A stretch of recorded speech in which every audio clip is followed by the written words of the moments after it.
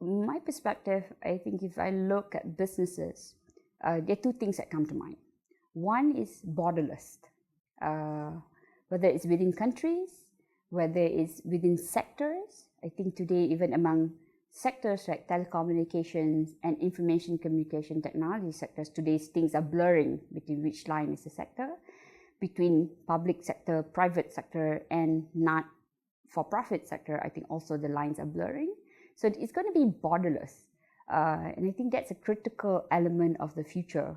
The second thing that I'm thinking about when I think about future is I think resources, whether it's natural or unnatural, is going to get really scarce. And scarcity is the second word that I will associate to it. And I think therefore it will give you a lot of parameters, I think that's different from how we operate things today. So those two I think will be my guiding factors when I'm thinking about the future.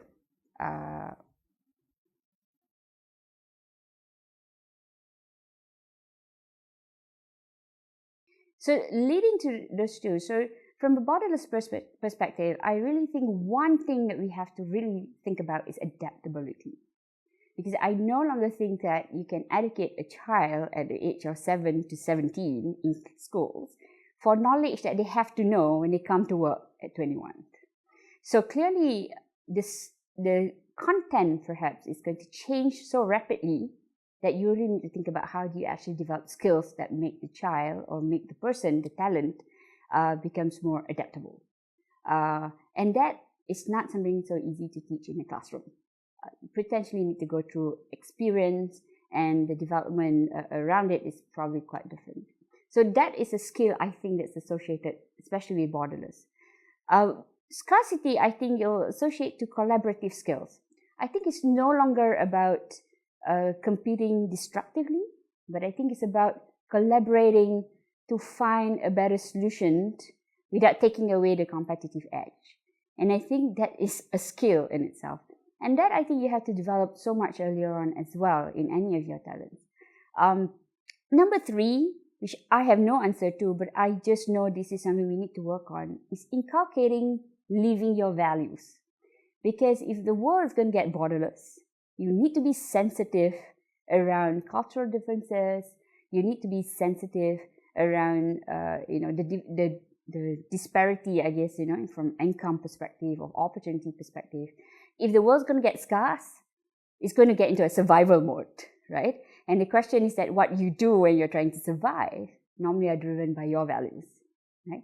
And that is something I think we need to inculcate living it, because I think today people cut their values at home rather different than when they are in business. And I think that is something I have no answer to, but I just feel that it's something that we need to think about as a whole. How do we inculcate living your values so that in the world that's borderless and in the world that has scarcity, that will still get this to the world that we all of us want to live in.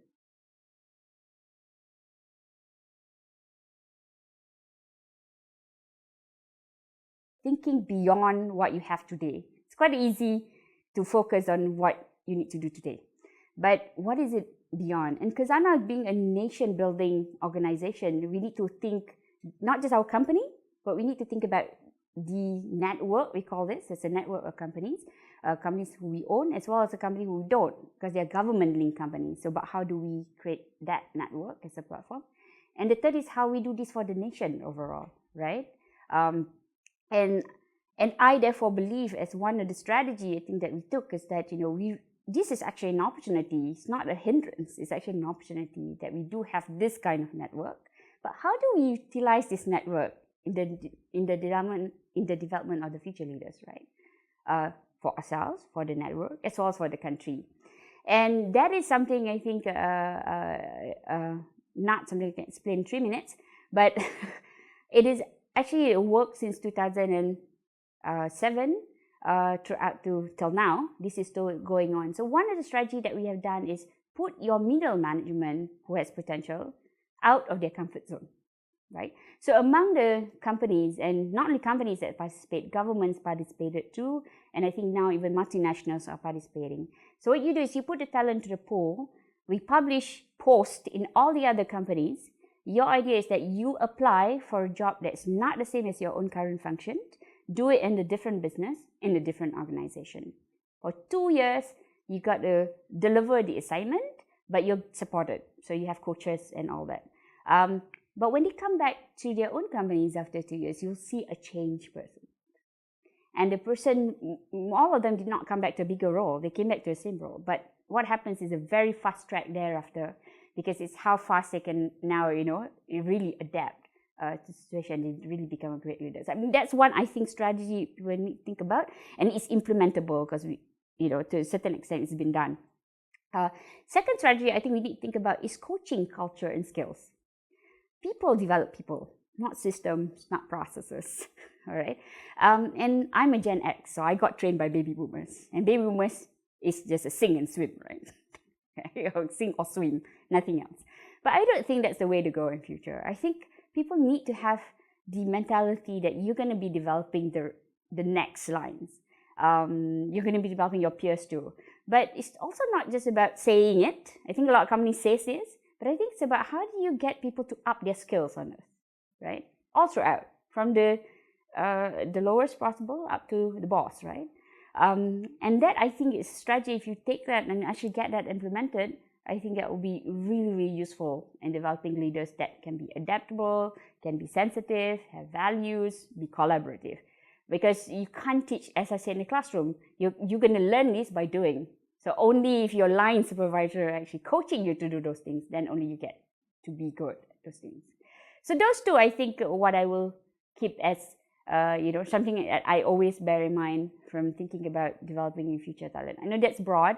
Of course, the rest is, I think, like everybody else, to think about technical competency, management, leadership, and so on. But I think these two things is just an ongoing thread. I think that's just necessary for any business at the moment. Great.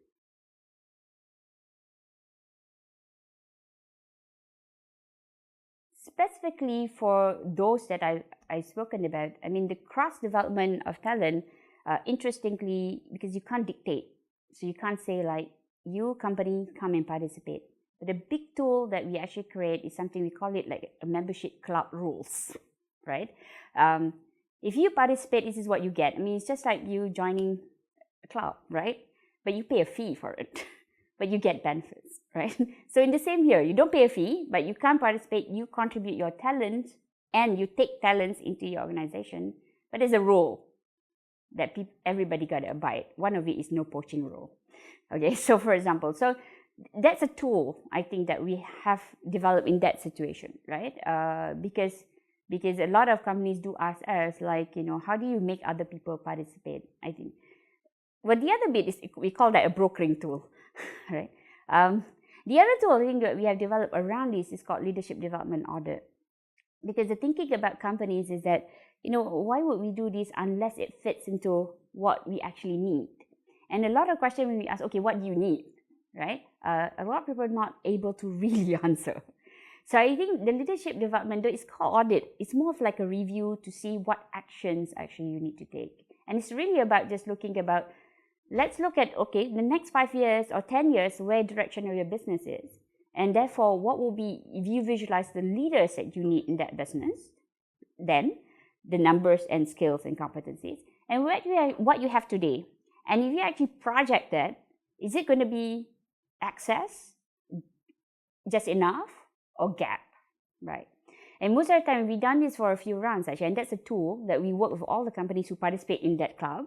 And what we find a lot of times, I mean, there are gaps in totality, but the other bits we also find, interestingly, in some companies, there are big gap, and in some companies, there are lesser gap, right? Or in some companies, actually, there are accesses for particular parts of it. So a question as a network, that we were now able to have a strategy that support each other. Because if I have access for particular positions, for example, hey, I don't want to lose these guys.